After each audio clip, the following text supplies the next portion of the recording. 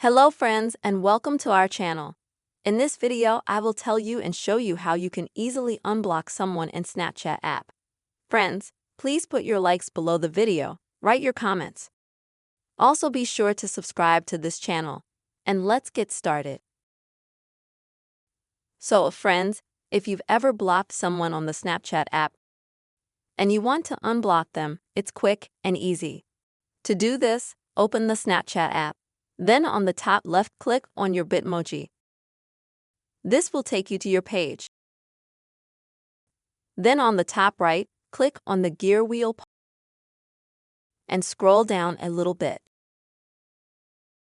Next, you will find a section called Privacy Controls.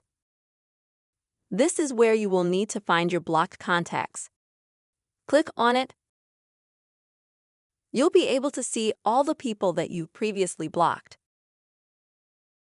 Now to unblock them, you'll just need to click on the cross next to the person's name and confirm your action.